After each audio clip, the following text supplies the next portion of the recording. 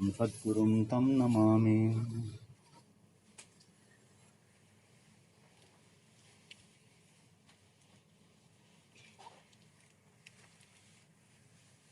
वैष्णव जन तो तेरी कही पीर पराई जाने रे.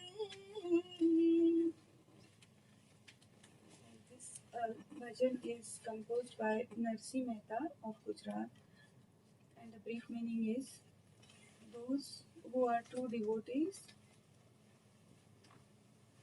and who understands the troubles and pains of others, who keeps their thoughts and their behavior clean and pure, who who is same-sided, who has same-sidedness, and who never covets others' wealth and possessions. The mother of such people are really very lucky, and life is their life is fulfilled. I've given the brief meaning, but it's really very deep meaning in this song, and this was very favorite of some Mahatma Gandhi ji. वैष्णव जन तो तेने कहिए पीर पराई जाने रे.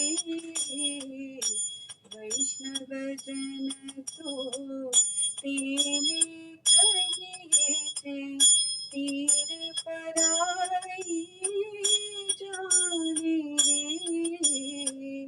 पर दुखे उपकार करे तोय मन अभिमान नाने रे.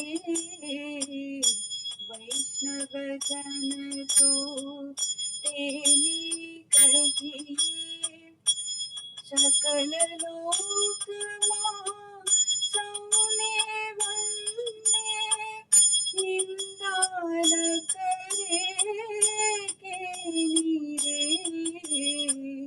सकल लोक मां सौने वंदे निंदा न करे केनी रे. वाच काच मन निश्चल राखे धन धन जननी तेरी रे. वैष्णव जन तो तेरी कहिए पीर पराई जाने रे. समदृष्टि ने कृष्णा त्यागी पर श्री जी ने मात रे. ये बात की असत्य न बोले पर धन नभ जाले हाथ रे. वैष्णव जन तो तेनी कहिए पीर पराई जाने रे. मोह माया व्यापी नहीं जेने दृढ़ वैराग्य जिना मद रे. मोह माया व्यापी नहीं जेने दृढ़ वैराग्य जिना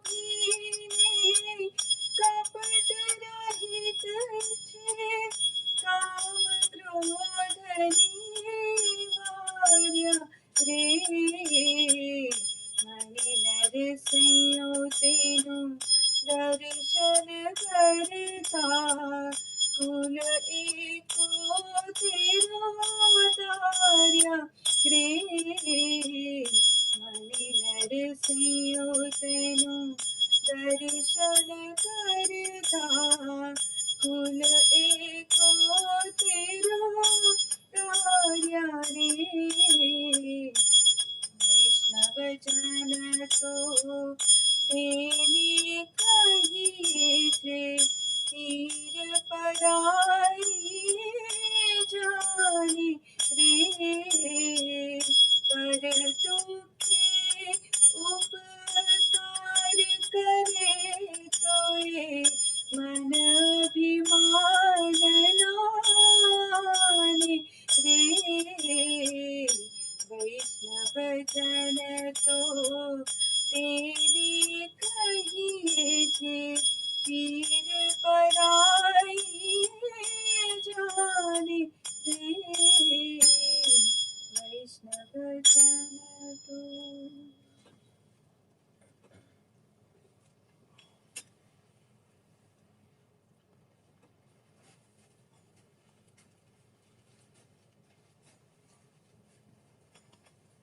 I'm reading from the book Invitation to Holy Company by Swami Gyanatmananda.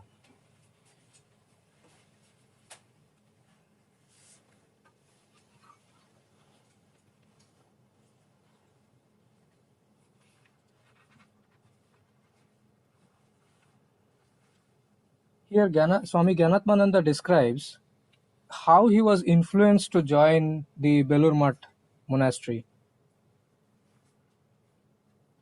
When we came down, we found that the fair-complexioned slim sannyasin who I had met before was sitting on a bench. Around him were sitting a few devotees. We made obeisance to him with devotion, found a place for ourselves among the devotees, and sat down. We did not know what they were talking about prior to our arrival. A fresh question seemed to have been put to the sannyasin. Now this sannyasin whom he is referring to is Swami Premananda. Just then by one of the devotees there.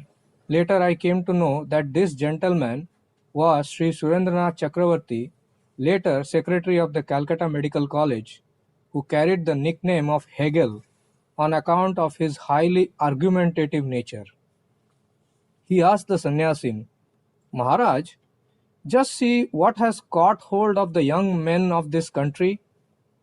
They are now ready to offer their tender heads for the motherland. And what are you all doing sitting here? You are simply feeding us with khichdi and propagating the name of Thakur. Is this the religion for the present day?" The revered Maharaj, Swami Brahmananda, kept quiet for a little while. Then he pointed his finger to the warrior-like picture of Swamiji, which was hanging above a nearby door.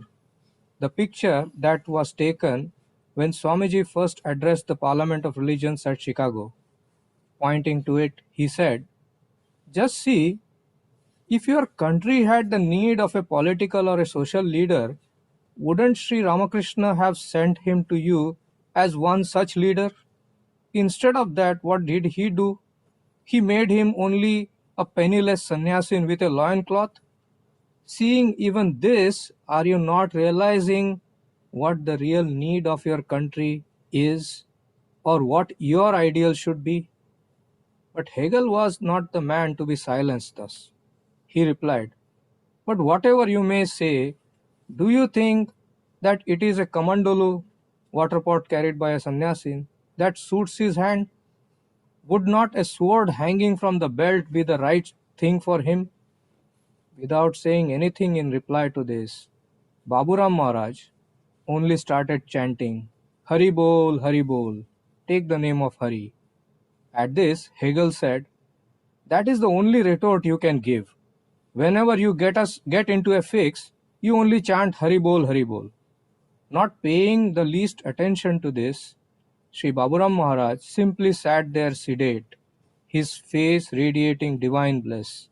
It was this event, I think, that planted the first seed of religion in my heart, quite unknown to myself. After some time, a bell rang to announce that the prasad would now be taken out of the shrine room. At this, Baburam Maharaj broke his silence and called out, "Oh, you there! The devotees have come. Give them prasad, give them prasad." As far as I remember, this bell rang twice in the morning, once at noon, and most probably twice in the evening. And Baburam Maharaj had prasad distributed to us every time. But I laughed within myself on every occasion and said to myself, "Ah, how nicely indeed has he recognized and captured the devotees." And to think that these are the fellow disciples of the great intellectual and spiritual giant Swami Vivekananda. My friends, however, told me later on that Baburam Maharaj would say, "Whether I understand the greatness of Sri Ramakrishna or not, I fully realize the great quality of his prasad. One who has eaten it even once will certainly have devotion growing in him." But I did not understand this at all. Some 2 or 3 years after this, when through the grace of revered Hari Maharaj and Mahapurush Maharaj, I joined the Belur Math as a monastic, the thought came to me that at last the dormant seed of religion had indeed sprouted in me by God's grace. Here ends the reading.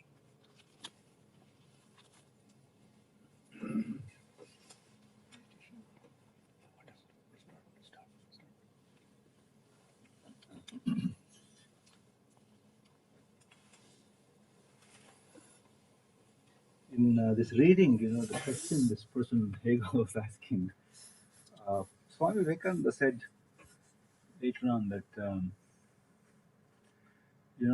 whenever there's a problem, one of our yogis will come and drive away whoever is creating the problem. And indeed that happened, because what happened in the history of India, the Indian subcontinent, is a very sort of miraculous, even on the political side, a miraculous happening that set, it was unique in the history of the world. It set a huge precedent for how one can bring about social and political change even through spiritual means. That nonviolent approach was unheard of in the history of the world. And so, even, the question that Hegel is asking, this person named Hegel, even in that case, the answer is yes. There will be coming a person who has a combination of the spiritual perspective and the social perspective needed to bring about change. So I don't think one can underestimate at all ever the consequences of spiritual awareness. Okay, so now the topic today is spiritual practices. So let me just review quickly what we discussed last time. The topic last time was spiritual preparation, or preparations for spiritual life. What we tried to analyze was what is the appropriate preparation, and the summary of it was, first try to discover what you want, because on that will be everything else will be built on that.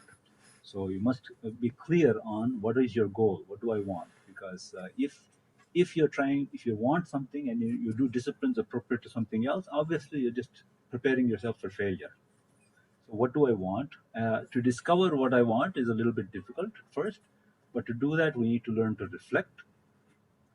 And reflection is not in the abstract, it has to be based on observation. Observation of what? Ourselves. Observation of ourselves, of how we act, how we think, and so on. And to learn to observe properly requires two things. Firstly, a degree of detachment, because as you're observing, you don't want to get caught up in what it is you're observing. You have to be a little bit aloof. So you need to develop a little bit of detachment. And second thing is that you need to study the works of the masters. In order to even observe and reflect, you need to have some basis for reflection. Logic is not a priori, as we discussed last time. It has to be based on something, therefore you have to study the works of the masters. You can question them as long as you like. You can continue to question them and refine them, but you still have to study the words of the masters. And that part, by the way, is common to realizing any goal, whatever goal you want, whether it's about personal success in something or spiritual realization. Those aspects are necessary for any goal, and it's a continuously iterative process. It's not fixed in stone. What you may think first, if I ask myself what is my goal, I may give one answer now, but as I continue to reflect and practice detachment and observation and study, that goal will slowly refine itself until we find eventually we start to become philosophical, more philosophical in answering that question. And it comes down fundamentally to who am I, what am I doing here, what is my purpose. So you don't have to start from that, and you certainly don't have to start from any theistic concept, but you try to figure out what is it you want and how am I going to get it, and then keep refining that, and it will become philosophical.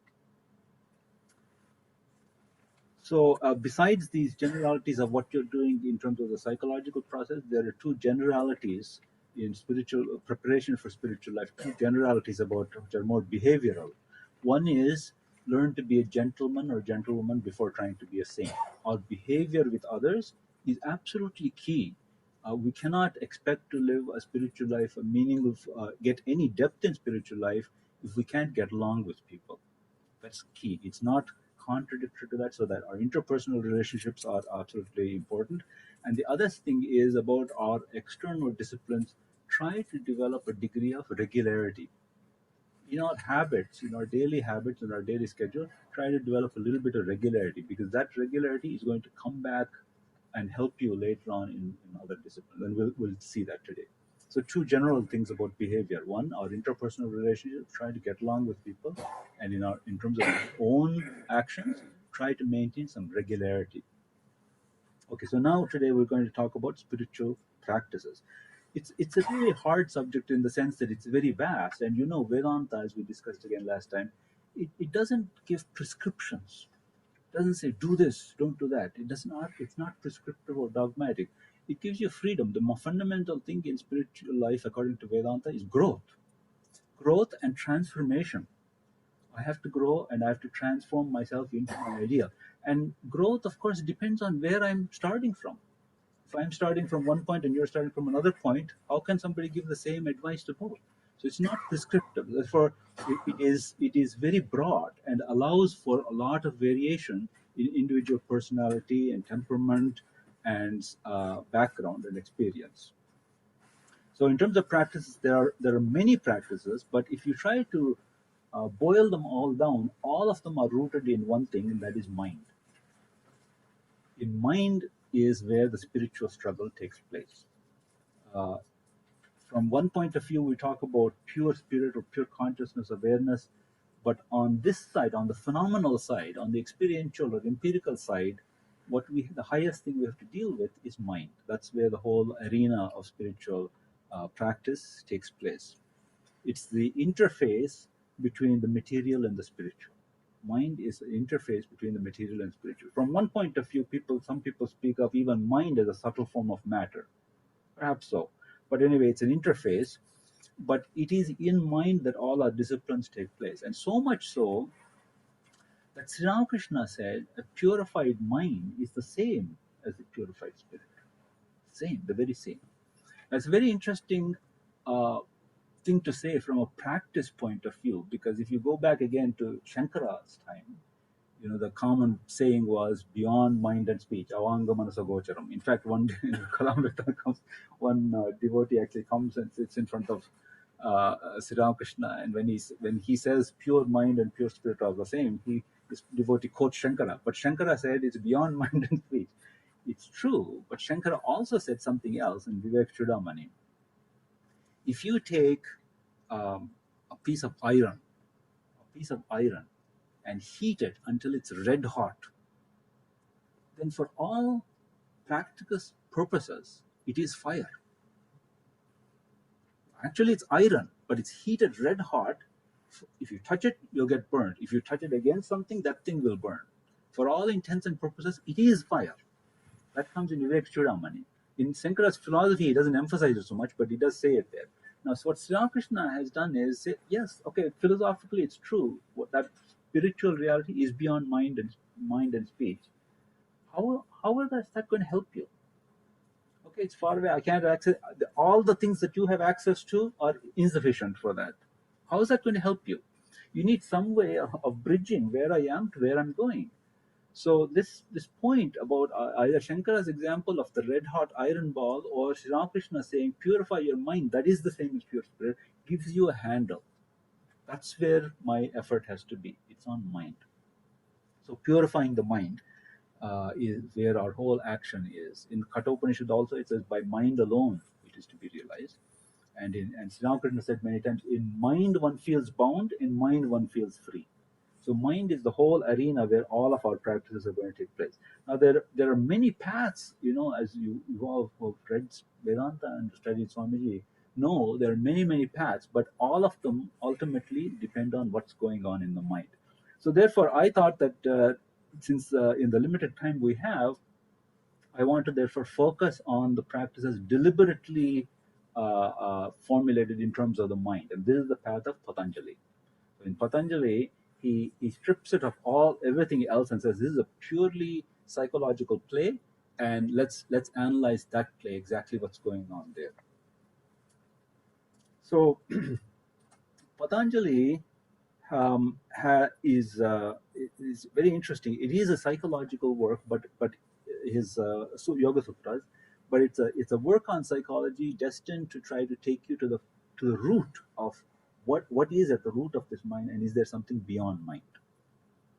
So the goal in Patanjali's whole system is for you to discover what is mind, and then to help you go beyond mind. But he doesn't start with any dogma. He doesn't, and nothing theistic in what he said. You can be an atheist and follow Patanjali's. In fact, not only Patanjali, but you can also, even if you were a karma yogi, you could be an atheist. Even if you were a gnani, you could be atheist. Bhakti yoga is a little bit harder to be an atheist. Somebody came to Sri Ramakrishna and said, it's very hard for me because I don't believe in God. You keep telling me pray, and I don't believe in God. So then pray to God like that. God, I don't believe in you. So from his point of view, even a Bhakti yoga, you can be an atheist. Okay, but anyway, in terms of Patanjali system, there are basically three kinds of practices. One has to do with moral excellence. Second has to do with physical fitness. And the third has to do with mental equilibrium. These are the three areas in which he asks us to perform spiritual disciplines. Once again, moral excellence, physical fitness, mental equilibrium.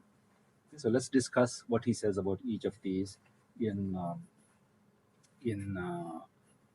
turn.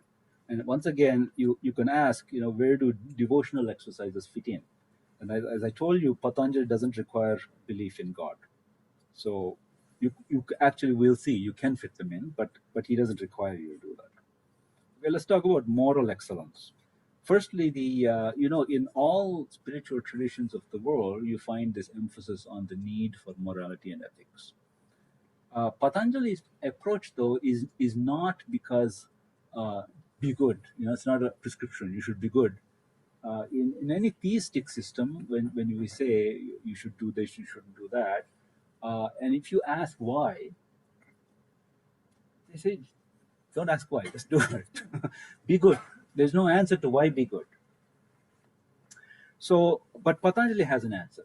Patanjali's answer, remember, he's focused on the mind. So his point of view is, you're ultimately going to be grappling with the mind. Moral excellence makes it easier. Because if there is something, a gap in our moral behavior or our ethical behavior, it creates a problem in the mind. Most importantly, it creates a problem with conscience. Conscience can sap our energy if we violated our conscience in any way. It can sap our energy.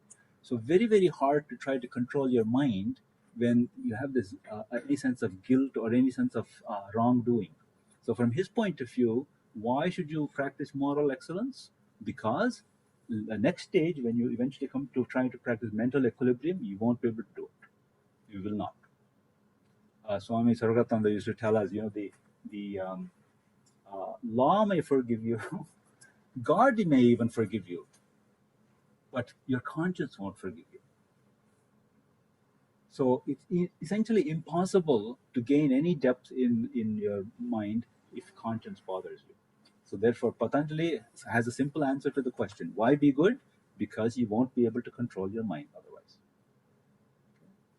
It's kind of a unique answer because you don't hear this in any other spiritual tradition. You'll say, just be good. You have to be good. Why be good? He tells you you're going to have problems with the mind. Okay, so in this moral excellence, then he identifies 10 things, 5 that you shouldn't do and 5 that you should do. These are called the yama and the niyama. And each one of these qualities, we can spend a lot of time just discussing one at a time. In fact, I think once in Boston, I gave talks on the niyamas one at a time. So 5 talks on each niyama. So there's lots to say on this, partly because um, when you try to practice them, you'll see the difficulties. You'll see what comes up, and then those things have to be discussed. Okay, so in the yamas, they are ahimsa, satyam, asteya, brahmacharya, and aparigraha. It is non-violence, truthfulness, non-stealing, continence, and non-receiving. Okay. We'll discuss them in a minute. And the niyamas are saucham, santosham, tapaha, swadhyaya, and Ishvara pranadana. That is purity, contentment, austerity or discipline, self-study, and surrender to Ishvara. So as I said, Patanjali's point of view is these ethical, moral practices are necessary for mental equilibrium. Okay. Also, you might have noticed in the niyama, the last one, Ishvara pranadana. So what is a person who doesn't want to say anything about whether God exists or not doing with Ishvara pranadana? That's an interesting point. We'll come to that. Okay, so let's talk a little bit about ahimsa. I'm not sure of the historical order who came first, Patanjali or Mahavir Jain, or it's about maybe the same time, or maybe Buddha and Jain were before. So, as you know, in the Jains emphasize non-violence a lot,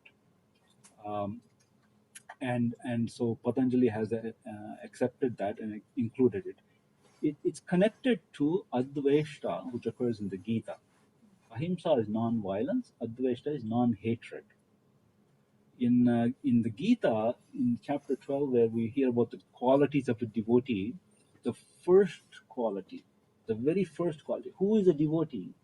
Arjuna asks, and Sri Krishna says, lists a whole bunch of them. The very first quality is Advaita, person who doesn't hate, no hatred. A devotee, to be a devotee and to hate, this just doesn't go together. You cannot hate. Here he starts with ahimsa.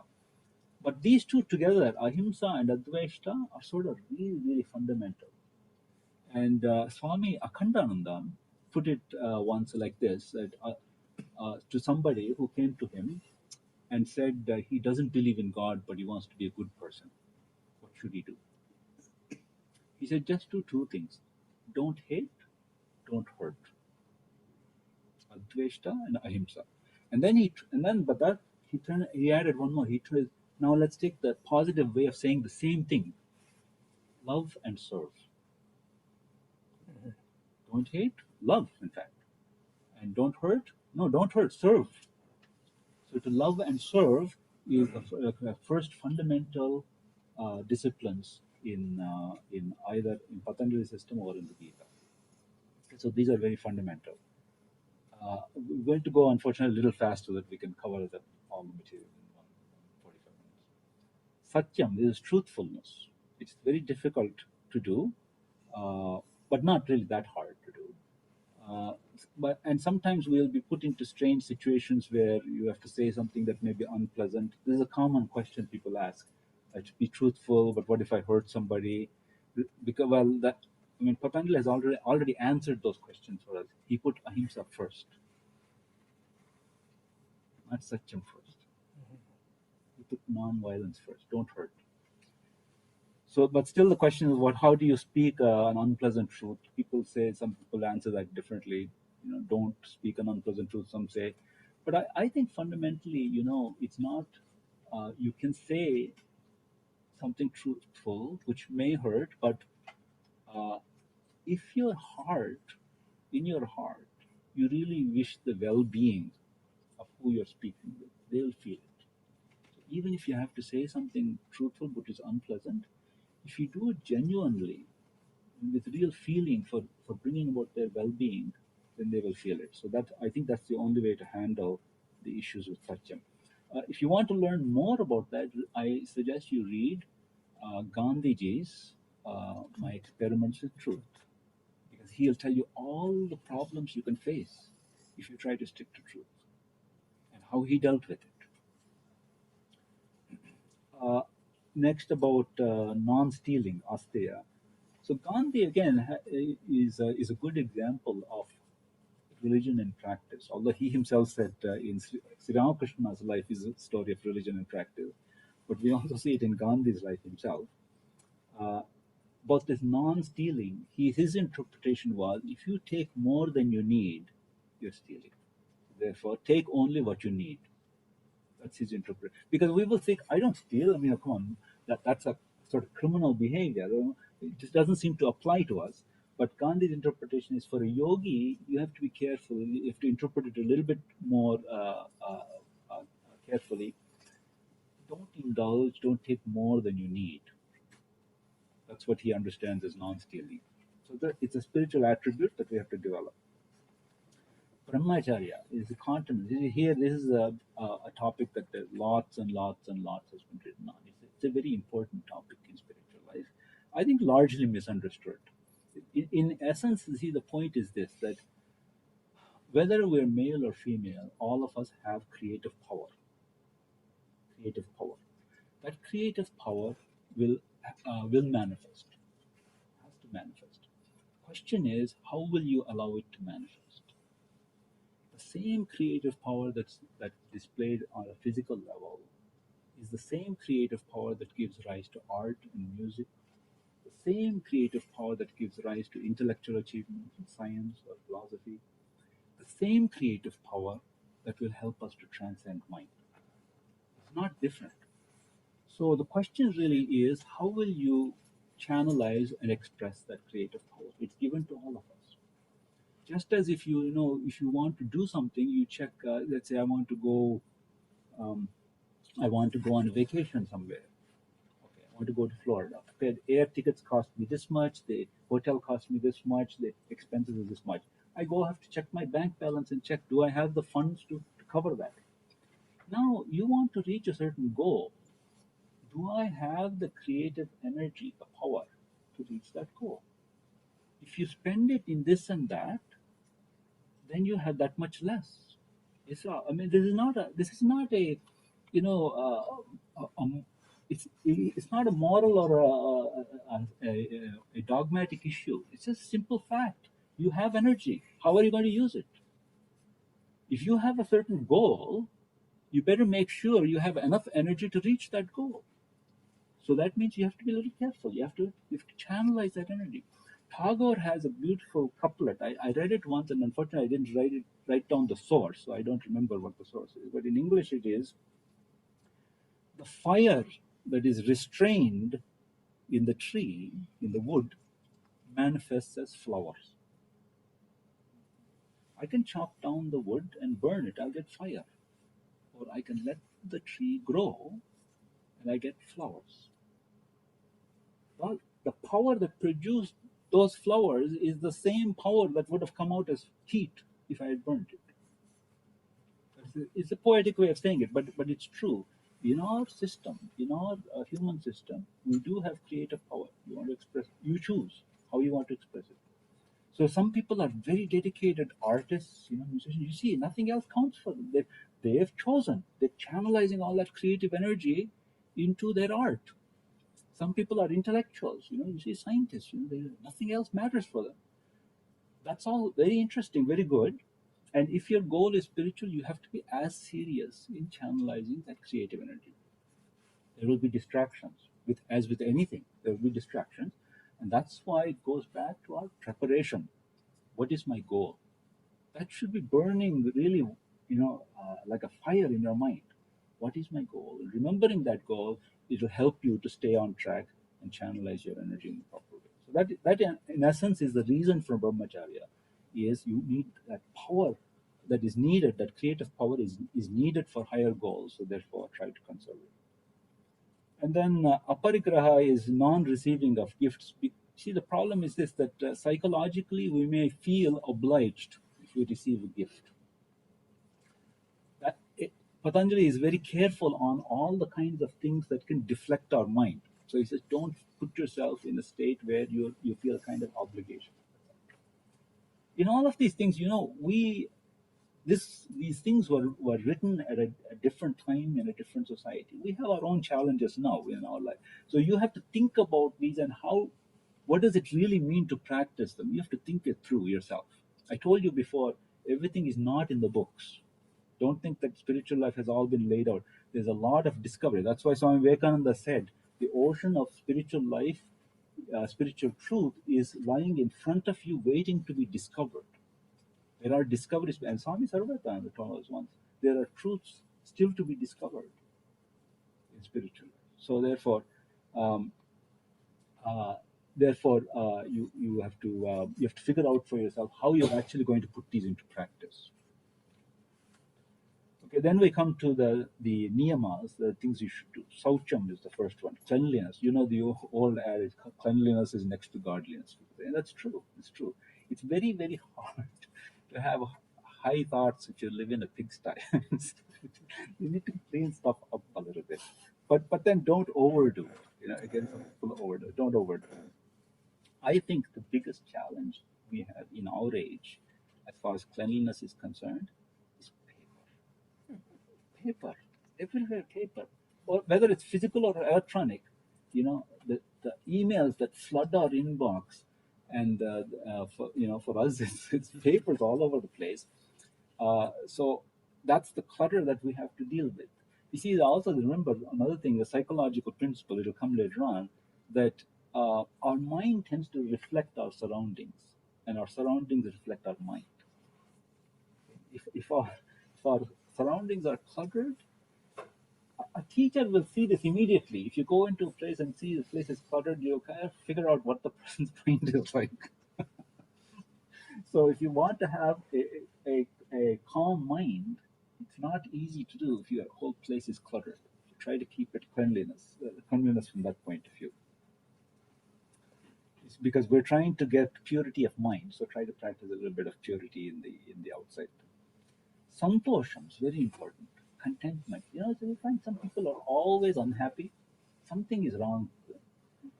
It's very hard, again, to be spiritual if you're always unhappy. There's also another thing. Conversely, the Gita tells us what are the signs of a person who is spiritual. They're always content. They have a joy which is uncaused. They seem to be happy, about everything. I once asked, you remember Swami Lokeshwaranda? He used to come up, and he's had always a big smile. So I asked him, and he had some of us at one retreat. We talked to him privately, so I went to him. And he said, "What's your question?" I don't have any question, but I just wanted to know, why is it you're always smiling? You must be experiencing a constant source of joy from within. Again, he just smiled. He didn't say it. But I think that's true. You see, if you see the person who's have some spiritual experience, they tend to be happy. They tend to be not that they're aware of difficulties, not that they're aware of suffering and all sorts of problems around them, but contentment becomes a natural state of being. So let's practice it now itself. Contentment. It's not stupidity. It's not saying that I'm unaware or naive or gullible. That I'm unaware that there are problems. There are problems, but contentment is kind of the attitude. Yes, okay, I'll deal with it. There are problems. I'll deal with it. I'm not going to let the problems overwhelm me and say that, woe is me, why me? That's another problem. Why me? Well, why not you? Maybe you're better qualified to handle it. Then comes tapa, tapasya. Tapa, literally, as you know, the word means heat. It means to heat. You've got to heat yourself to focus energy, you see. So any kind of discipline creates a kind of heat in a way. So energies are to be focused, and so tapasya is very important. What kind of tapasya you got? This is another thing you got to figure it out. Maybe we may come back to that. Then Swajaya. Swajaya, I guess many people translate it as study, but notice he did say swa. So I say it's self-study. Self-study. Now you can interpret self-study as study by yourself or study of yourself. Both are relevant. You have to study. So study has to be a habit for anyone who's trying to be a spiritual aspirant. Study has to be a habit. Sometimes we're likely to misinterpret some things that we read in the Kalamrita or other places and think study is not so important. Grantha is Granthi, some people say. Like books, these tomes are obstacles. Study is necessary. Pick your own thing to study. Pick what appeals to you, but study is absolutely necessary. If you ask me, I would say you should study complete works. Why you should study complete works? Because it's written in our time in a language that is not translation. You can read it in the original. Swami Vivekananda spoke in English, most of it. Some is in Bengali, but in Hindi, but mostly it's in English. There's no translation. Translation is a big problem. You see, people can miss subtleties because this is not a novel or something that you're translating. You're translating subtle truths. I told you last time about the Isha Upanishad. It's one small word was missing in the translation. Practically all the translations except one. It makes a world of difference. So when the Upanishads or the Gita use words, they really mean what they say. And so if you take a translation, then you might miss something very important. Whereas Swami Vivekananda is in English, there's no translation involved. So I would say if you don't already have a regimen of study, the thing to do is take Swami Vivekananda. If you don't for any reason, maybe you already mastered the complete works. Somebody I remember told. I think it was some devotee said, some devotee asked, what are you doing in the class? I said, we're studying, Swami said, we're studying Raj Yoga. I said, oh, I finished that. Also, I remember a long time ago in the Toronto Center, I wasn't here then, but my sister was here. And apparently you had study circles before there was any fixed Swami here. You had study circles. And I asked one devotee, what did you study? He said, oh, we studied a lot of things. We finished Upanishads. We're now on Brahma Sutra. You guys must be realized people. It's a continuous study. You never finish a spiritual book. It's continuous study because each time you read it, you get new insights into it. It's new insights, and therefore, study is an absolutely important habit for any spiritual aspirant. And by the way, if you don't like a philosophical book, you can study lives of great souls. Read biographies. Now we have so many books of great people. Read them. Be animated by them. Be inspired by them. But that has, whatever it is, it's got to become a habit.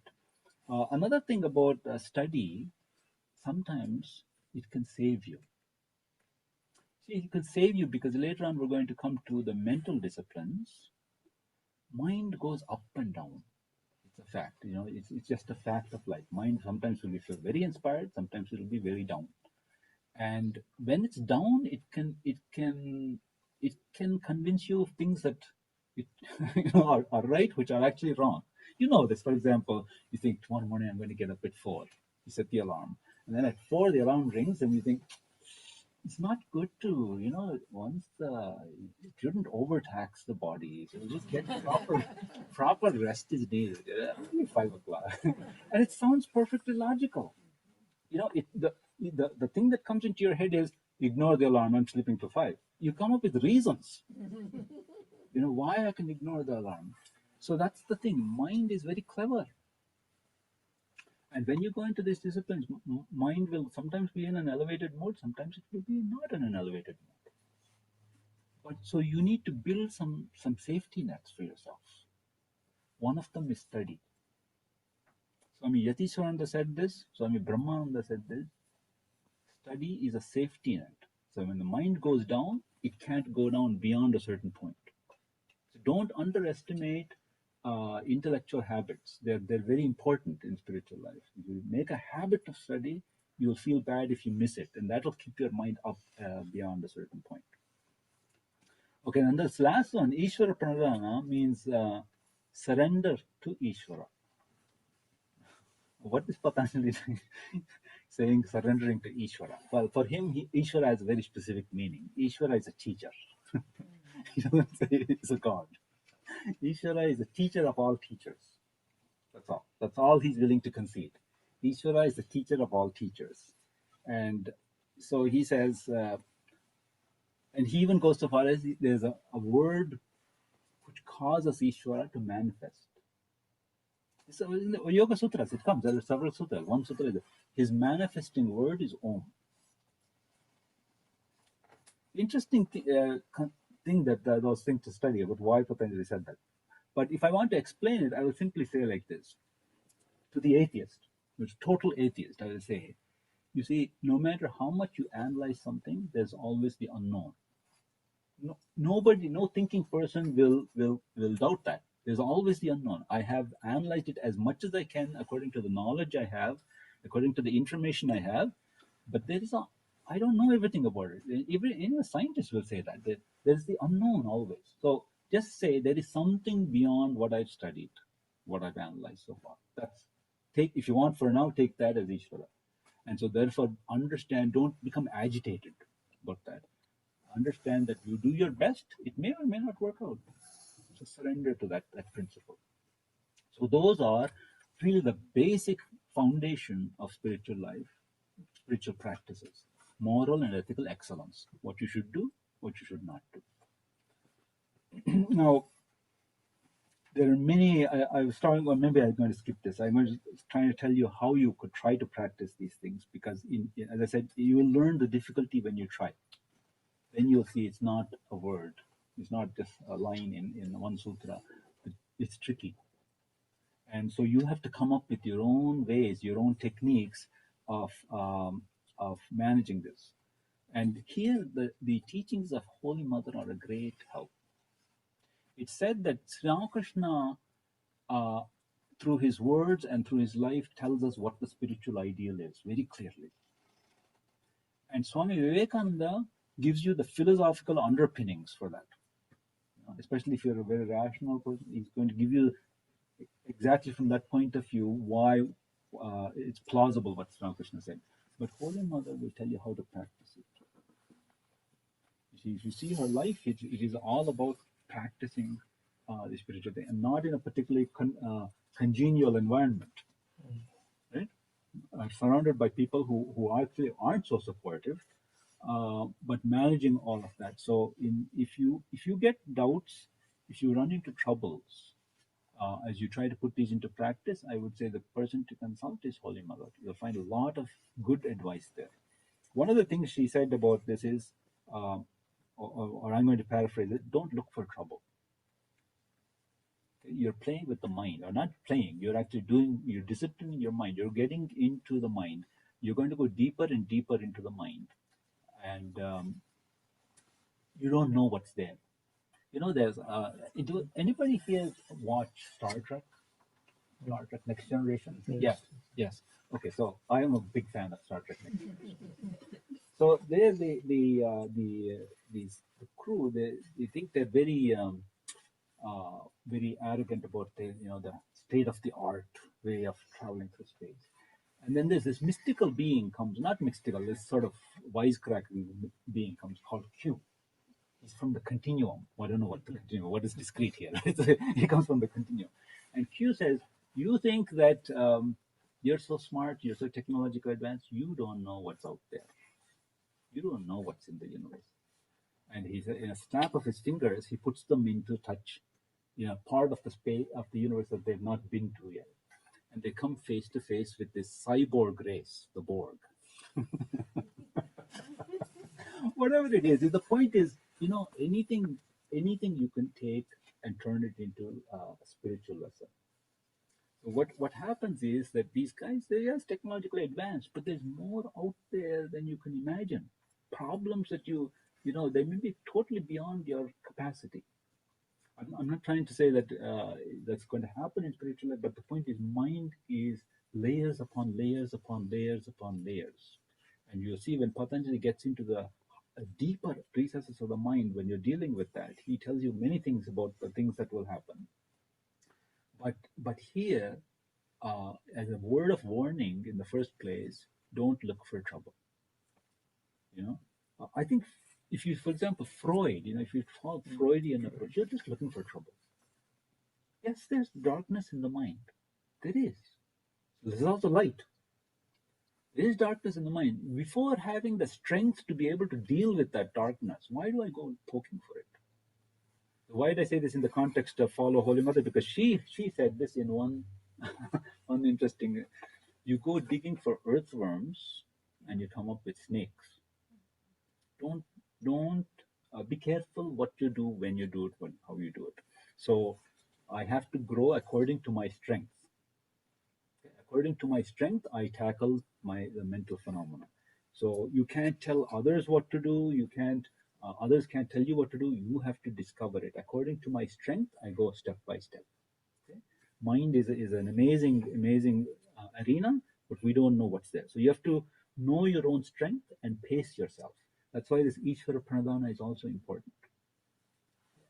Part that I don't know, it's okay. Sri Ramakrishna will deal with it. Be ready to concede that. So therefore, you know your own strength, go at your own pace.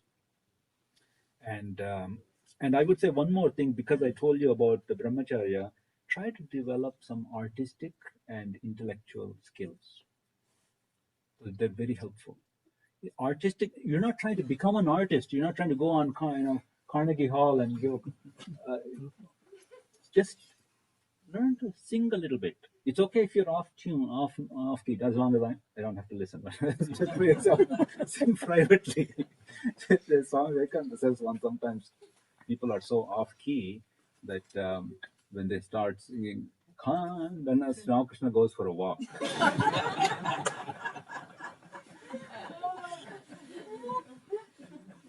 When they're done with Aarti, he comes back.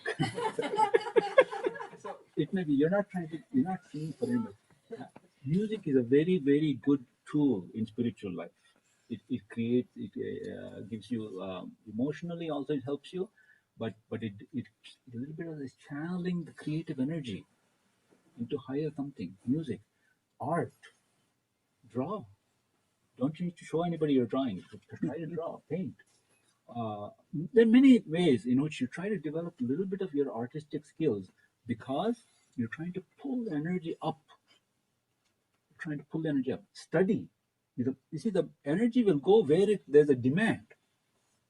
You're trying to figure something out. That's why when working on hard problems is a good thing, because you're trying to figure this out. The brain needs power.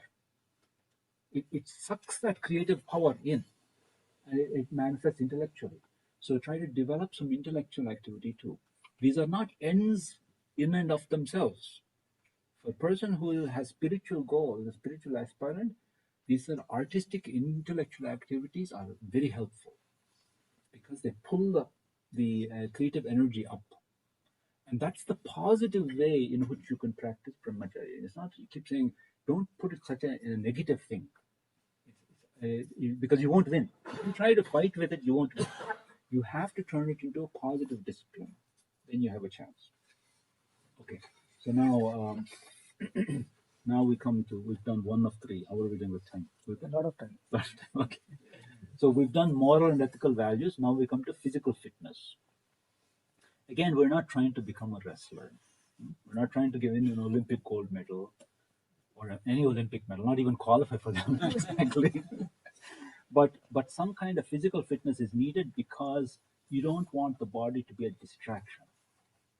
You know how it is. You sit for meditation, in a few minutes your feet fall asleep, and your stomach starts rumbling, your nose itches. Everything that can go wrong goes wrong.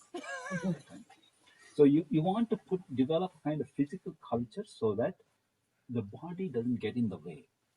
Rather, it can be actually a real help. So physical fitness is that the minimum needed so that the body doesn't trouble you. So in this, Patanjali gives you 2 disciplines. One is asana, second is pranayama. And Patanjali does not think very highly of either of these. because he only gives you one or two sutras about each. About asana, he has only one thing to say. Now, people think yoga is asana, stretch all sorts of ways. Patanjali has only one thing to say about asana, one aphorism. That which is steady and comfortable is called asana. That which is steady and comfortable is called asana. Of course, you know where he's coming from. You're going to sit for meditation. You have to be able to sit without moving, and you have to be comfortable. If you're in pain, you're not going to realize God. You try to push your mind up to some kind of spiritual experience, and if you're in pain, that's not going to work. So it should be comfortable. And about pranayama, he also says a little bit, but some scholars even those who study Vedanta or yoga even say that they don't count pranayama as a part of yoga because Patanjali didn't give importance to it. But later, as Swami Vivekananda discussed, later writers did. Even Shankara gives a lot of importance to pranayama. So therefore, pranayama is now, you can say, part of it. Pranayama is control of prana. What is prana? Prana is life force.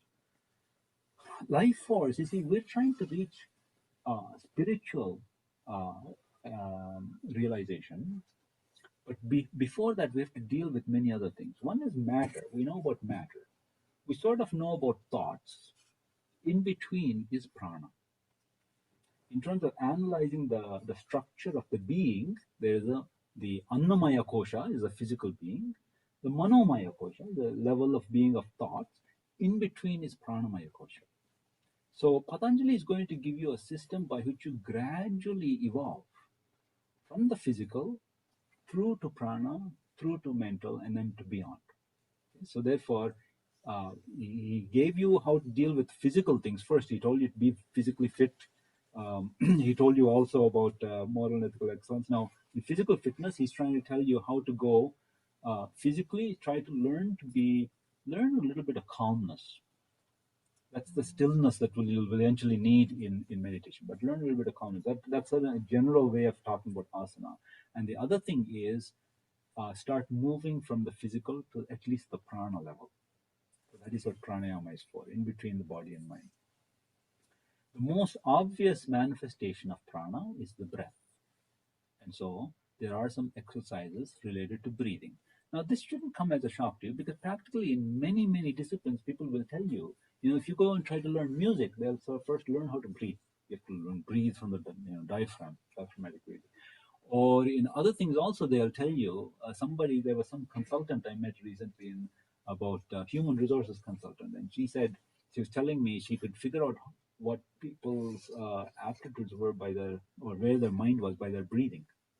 So if people know about it, you can sort of tell, what state of mind people are in by their breathing. Is it shallow? Is it rapid?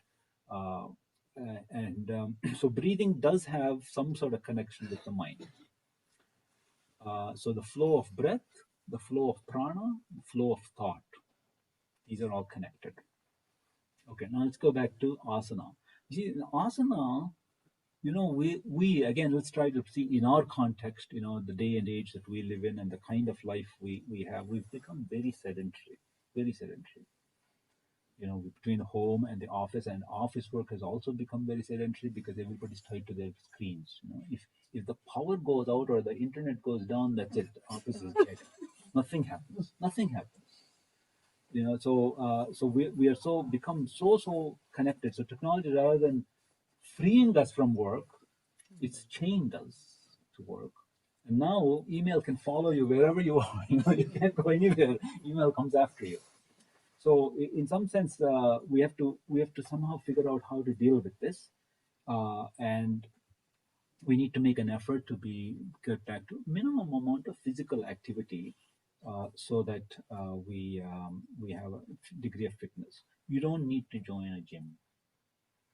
Patanjali is not asking you to join a gym. Paying a lot of frankly, it's a waste of money. I've spoke to fitness experts who also know Vedanta. And I asked them, and they said, fitness club is a waste of money. In fact, it actually can be counterproductive. What you need to do, you don't need any specialized equipment whatsoever. Go for a walk. It doesn't cost you anything. Go for a walk, and then there's some simple exercises you can do, some simple asanas. But you don't need. It's not. It's just to use some common sense. And the point is that these asanas, these movements, should help us to develop a degree of calmness, stillness, steadiness. That's what we're looking for. Point is, when you still your body, your mind will also follow suit to some extent. To some extent, it will follow suit. The problem is, we just talked about creative energy. What we're dealing with now is nervous energy. There's a lot of energy flowing through our nerves, and there's an excess of it that makes us move. We can't sit still. Now suddenly everybody's self-conscious. We can't sit still. But you see, it's a fact. I mean, so what do we do with that nervous energy? Sri Ramakrishna has a story. You know the story about tire your wings? Mhm. Yeah? This bird sitting on top of a boat. It was sitting on top of a boat on the, what do you call it? Mast. Yeah. So and it fell asleep. Okay, birds fall asleep too, I guess. Bird fell asleep. While it was asleep, the ship went into the ocean or water, away from the port. Then the bird suddenly woke up and realized it's far from the shore. But I guess it didn't like being far from the shore. We have to assume, he didn't say. But so then it tried to find the shore. So it couldn't figure out where was shore. So it flew in a certain direction, and as far as it could, but didn't find the shore. So it flew back. Okay, then it took rest, and then it flew in another direction trying to find the shore, didn't find the shore, came back. And it did this in all the directions, and finally it gave up. It said, okay, better just stay put. Point is that it was sort of now in a state of calm resignation. But before it was agitated. I need to find the shore, I need to find the shore. But by making its attempt, it tired its wings.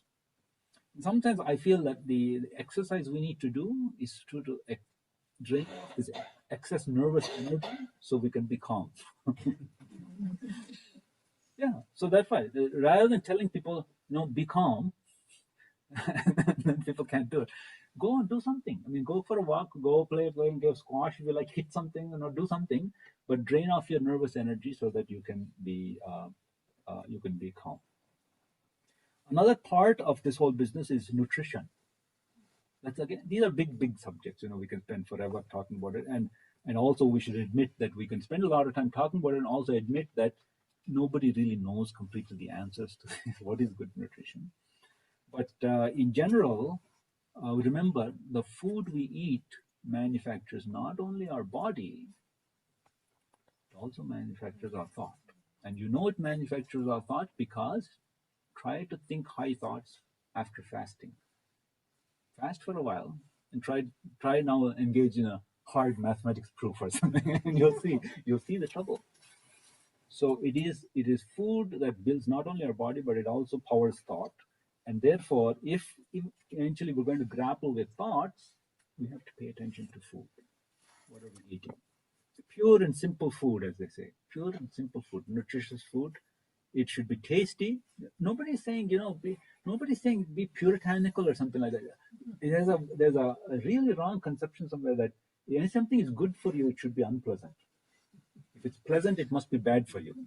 Kids think that, or sometimes that if it's tasty, it must be bad for you. It's not true. Life can be pleasant, even while you're trying to discipline yourself to the hardest, right? Being a graduate student can be pleasant too. Even as you're trying to discipline yourself, you're putting yourself through rigorous training, it can still be pleasant. So food can be tasty, can be attractive, but pay attention to what you're eating. And these are now common things. Try to avoid processed foods. Try to avoid sugars if you can. But don't overdo. A little bit of sugar is okay. A little bit of sugar is okay. Now and then a laddu, jalebi. Samosa. Samosas are by definition okay. But remember, by the way, remember one thing: the people who make food, processed food, are not your friends. I mean, their job is to sell their product. That's all. Just use a little common sense. They're there to sell product. You have to think about what's best for you. So no matter how much they advertise, just see through that. One thing that comes to my mind is breakfast cereals. Mhm. Breakfast cereals. It's very interesting in the context of Vedanta to talk about breakfast cereals because it started at the time of Vivekananda. Kellogg was, I think, connected to a sanatorium, and they were trying to find food that was light, easy to digest, and suitable for patients in the sanatorium. And it was in Battle Creek, I think it's in Michigan. That's where this thing was being developed, and they came up with the first cereals. And Swami Vivekananda wrote about it in a letter. He said someplace, I think somebody must have given him something really bland or something. He said, "Today I had Battle Creek food." He's talking about cereals. So they were meant to be a healthy way, healthy and efficient way of getting nutrition. But then, of course, it became a business. People want to sell it, so they add sugar to it, lots of sugar, because then their audience is the people who like sugar, kids namely. So therefore, just remember that the people who sell products are in there for business. They're not. You have to think through what is good for you. Read carefully what's on the product. These are easy things. So physical fitness, this is it, asana, and the other one is pranayama. Pranayama, the harder exercises in pranayama should be avoided unless you have a teacher. They're serious. They're pretty serious. There are schools that teach you this. In India, in Bangalore, there is a Swami Vivekananda. They took Swami Vivekananda's name. They're pretty serious people. They'll teach you really advanced things in yoga. But frankly, we don't need it. As a spiritual aspirant, we don't need it. But if you have the curiosity to learn and you're disciplined enough, they will teach you. For us, Swami Sarvabhauma used to tell, learn to breathe in and out rhythmically a little bit before you start your meditation. That will calm your mind. So regular breathing in and out. And Swami Vivekananda has given you the theory behind it. As the breath flows, so the prana starts to flow as well. And he says, prana, you see, flows through the nerves. The transmitting thing in nerves is electricity, right? Electrical impulses in nerves. I hope I'm not too wrong in saying that. Is that right there? I'm looking at the doctors. I better be careful. Several doctors, in fact. The more I look around, more doctors I see. So this nervous energy, what he says, when it flows rhythmically, it's like a battery. And that will create willpower. Psychologically, he says, when current flows in a certain way, this is by analogy, or Swami Vivekananda is arguing by analogy, it's like a battery of willpower. And will is something you need a lot of in spiritual life. You need will, because there are many distractions, many people, many things that will distract you. So you need willpower. So that's why this regular breathing in and out will make the prana flow in the same way and will strengthen your willpower. And the goal, according to, as Shankara says, is to purify the nerves. So purity of body, saucham, and then purity of mind is the goal. In between is purity of nerves. So it is. These are the exercises of pranayama. Just breathe gently, inward, outward, inward, outward. What happens when you do that is that the mind starts learning to pay attention. Because if I ask you to concentrate on thought, that's too abstract. But breath is a little bit concrete. And so if I ask you to focus on the breath going in and going out, just don't do it. Just focus on the breath, and the mind learns to pay attention. So that's the first exercise that slowly brings the mind towards one focus. And of course, it has the power to make us calm. And it's a whole process. It's the beginning of the process of directing the mind inward. Okay, so that's about the physical fitness, asana and pranayama. So we had moral excellence, yama and niyama, physical fitness, asana and pranayama. Now comes pratyahara. Pratyahara is the fifth out of 8 disciplines, 8 steps in Raja. Fifth. He doesn't even get to the mind until the 5th step. Because these preparations, if they're not there, it makes the 5th step hard.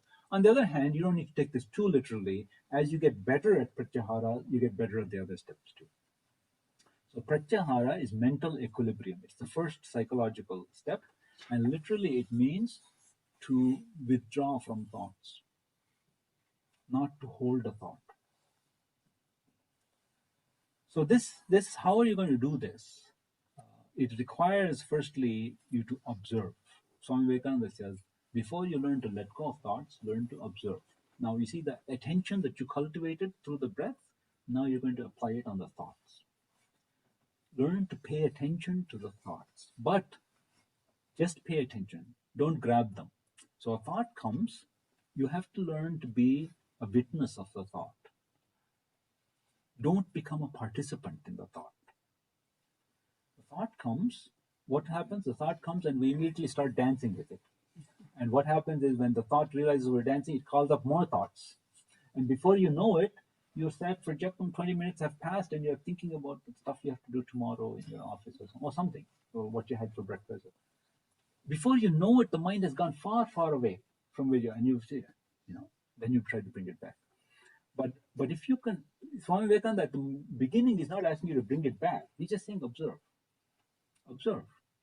If can you set yourself just apart enough to see what thought is coming.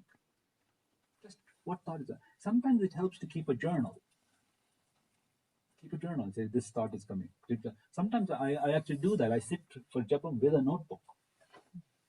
I mean, it's true. It's going to place a limitation on how deeply you can go, but sometimes you really do feel that you need that. Then you use that as a tool, and you write down your thoughts. But the point is, you want to cultivate letting the thought come. I'm not saying don't come. I'm not trying to hold back any thought. Let it come. You do your dance and go. Remember, Swami Sarvatam used to tell us, thought will become powerful because of two things: interest and attention. So when the thought comes, if you neither are interested nor pay attention, the thought will go away. He used to give the example. Suppose somebody rings you, your phone is ringing. If you don't pick it up, eventually it's going to stop. Or another thing he says is, suppose somebody comes and knocks on your door. If you don't open the door, they'll keep knocking, ringing the doorbell. After a while, they'll give up and go. On the other hand, if you go to the windows and start looking, they'll say, "Oh, you're home. You're home. You're not opening the door." So, if you're interested, or if you pay attention to a thought, it will multiply. It calls up other thoughts. So, the way to let a thought go is you don't struggle with it. By the way, if you struggle directly with thoughts, you'll lose. The thought is more powerful than you. Don't struggle with it. Just observe. And don't pass any judgment. Here's another thing. You see, sometimes a thought will come that creates some feeling in us. Then we start making a judgment, especially if it's negative. Especially if it's negative. Remember, that's why we need our moral excellence right at the very beginning. If it's something that pricks our conscience, that's it, we're lost. That's why we have to have figured out our moral excellence at the beginning. So the thought comes, don't be interested, don't pay attention, thought subsides. You can observe this, you can practice it, you'll see. The thought comes and I don't participate. I'm observing, I'm not participating. After a while, the thought changes. Maybe you don't realize what's happened is that a certain thought has emerged and submerged and another thought has come. And that happens so fast, sometimes we don't realize this first thought has actually submerged. You'll see this. If you can learn to be just a little detached, your thoughts start jumping. The topic of your thought starts to jump from one to something unrelated to something unrelated. That's a good sign, actually. It's not a good sign if you're trying to prove a theorem, but it's a good sign if you're meditating or trying to practice meditation, because it means the mind has presented a thought to you. You have successfully refused to embrace it. So now it's bringing another thought, and it'll keep on doing that. As long as you're able to not, maintain your independence and don't embrace the thought, thought after thought will come, but the topics will start changing. Then a time will come when the frequency will decrease. That's what we're headed towards. That's what we want. So, but pratyahara is this, that don't pay attention, don't be interested. in the thoughts. So for this, you need to really be alert and mindful. Otherwise, your mind will drift, and you'll only catch yourself after a long time has passed. Again, it's not hard, but it's not easy, and you'll know the difficulty when you try it. You'll see what's going on. Also, you'll figure out something else. You'll figure out, and this is why a diary is very important for a spiritualist. You'll start correlating the days that I had harder time staying detached and the days that I found it easier. You'll start correlating. What did I do before? What did I eat? Mhm. What exercises did I do, or did I fail to do? You'll figure out the correlation. All of these things are interrelated. So that's and again, it's not in the books. These are things you have to figure out by doing it. You'll learn a lot of things by doing it. And it becomes easier as you grow, as you practice it, and it's easier as you become more alert.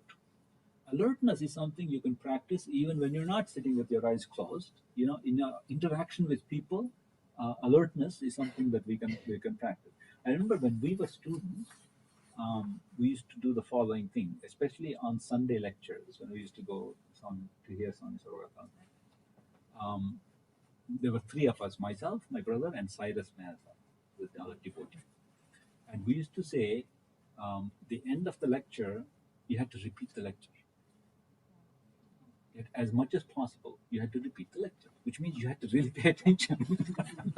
You had to really pay attention. This is not for anybody. It's just for a little game amongst ourselves that we were doing, just to say, make sure our mind, we practiced alertness as much as possible. I actually started doing it even in math lectures, and it works. So you pay attention, and then suddenly, by the way, you understand. You hit all the byproducts of that. You start to understand a lot more. You can ask a lot better questions, and many things come as a byproduct. But the point is, you can practice that alertness in anything, and that will help you when you sit for meditation and practicing pratyahara. Another thing that helps, I find, is another practice that helps is memorization. Now, a lot of people in pedagogy will tell you memorization is counterproductive, unproductive, don't do it, do this discovery-based learning. Frankly, memorization has a tremendous power and role in learning anything. But for a spiritual aspirant, it has the capacity to focus your mind really fast. And I claim something else. Someday I will do this as a formal research project. I'll apply to CIH or something and get a grant to do this. I think you can treat mild forms of depression through memorization. In fact, memorization, I think, is a tool for manipulating mood. We can control mood through memorization. So that's another topic which we will pursue later on. In terms of the traditional ways that people give you to practice pratyahara, one thing that's very powerful is japa. If you really can't stay detached, if you can't just watch the thoughts and be detached, then fine. Put your mind deliberately on something else. That is what principle of japa is. Take a spiritual thought and repeat it, and deliberately put your mind there. That way, that will give you, still the mind will wander, still in between your words of your mantra, other things will come up. But try your best to do this. Now, many people will I know there's a common question that people ask is, what am I making any progress? Because I'm trying to do my japa, I'm repeating it, and still the mind is restless, and I've been doing this for years. Is anything happening? And the answer is, of course, again, we go to the masters. Always go to the masters when you have a doubt.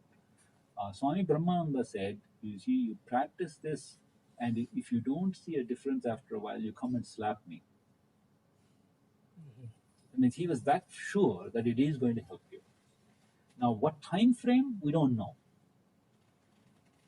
Have you heard of such a thing as subliminal imaging or subliminal thought? Yeah.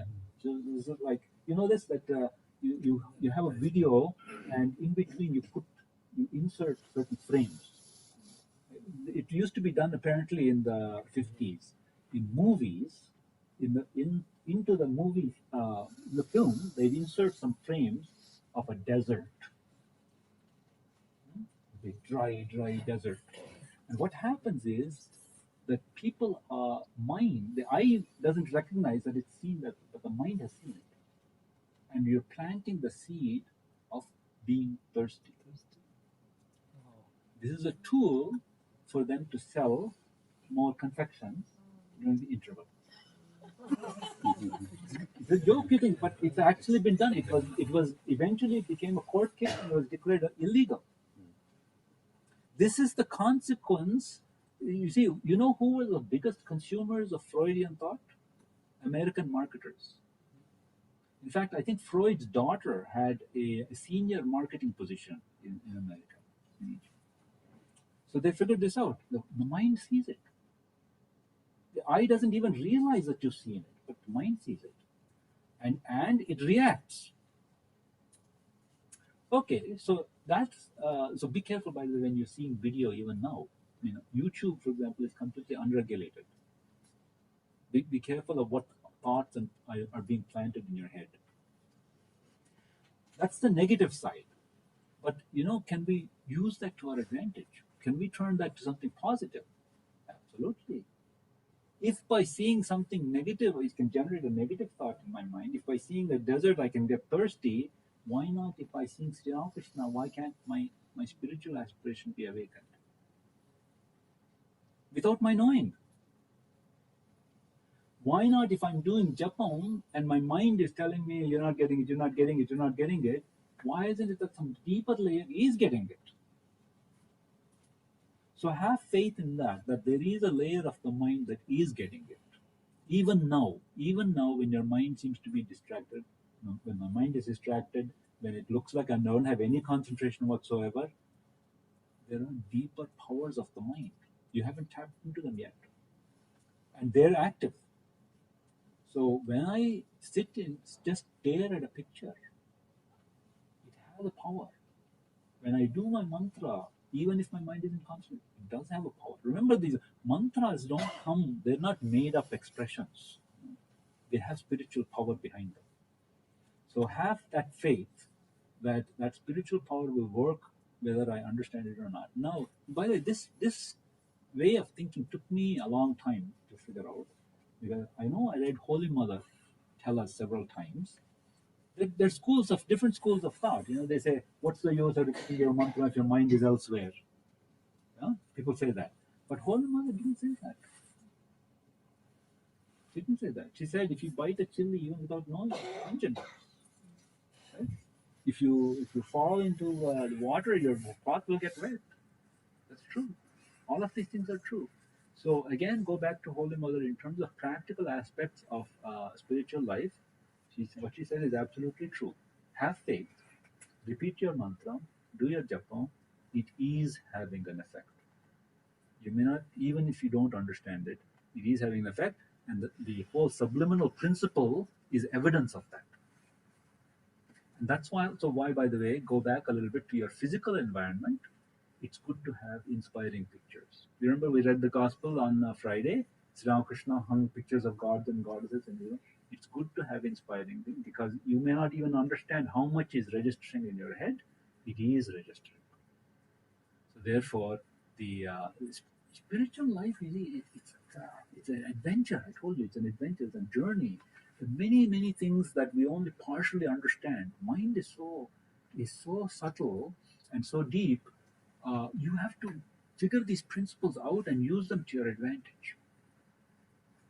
Learning anything also, by the way, you can use the subliminal principle. Sometimes play a tape and go to sleep. Sometimes people fall asleep during the lecture. I still say it's worth it. Maybe even better. Maybe it's better the conscious mind gets silenced out so that we can get up faster. There was something, one lecture was so boring, even the speaker fell asleep. There was a professor. I just made that up. There was a professor who had a dream. He dreamt that he was teaching a big class. Suddenly he woke up and he discovered he was.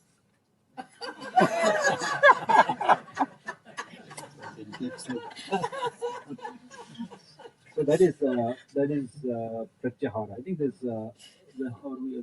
Yeah, we have time. Okay, so each of these things, there's lots to be said. One final thing about pratyahara. Swami Vivekananda makes this point. We hear everywhere, and it goes back to the first thing I said about moral excellence. We hear everywhere people say, "Be good, be good, be good." Everyone want to be good. Nobody says they want to be evil unless there's something pathological about it. People say they want to be good. We want to be good, but nobody teaches us how. We do things which aren't helpful for us against our own will. We know that it's not good for us. And yet we do them. We behave in a certain way, we speak in a certain way, we indulge in certain activities, and later regret. The question is, how can you help? If you really want to help a person, how do you help them realize that at the time itself so that they don't do it and then regret? And the answer is pratyahara. Pratyahara is the answer. Because if you learn, really practice, start to master pratyahara, you have the ability to observe in a detached way. What happens is you see thoughts before they become thoughts. You see something coming, about to rise in your mental horizon before it has risen. Once you get angry, if you try to control anger, it's hard. If you can prevent anger from rising in the first place, it's a lot easier. Similarly with many other things. So pratyahara gives you the tool by which, if you can master it, gives you a tool by which you can see things coming before they become a problem, and therefore you can nip it in the bud. So that's the great moral implication, moral gain of having some success in pratyahara. So in summary, then we have Patanjali's, according to Patanjali, spiritual practices are moral excellence, physical fitness, and mental equilibrium. If you can sort of gain some in depth in these, then comes our next thing, which is the road towards spiritual experience, which we'll discuss.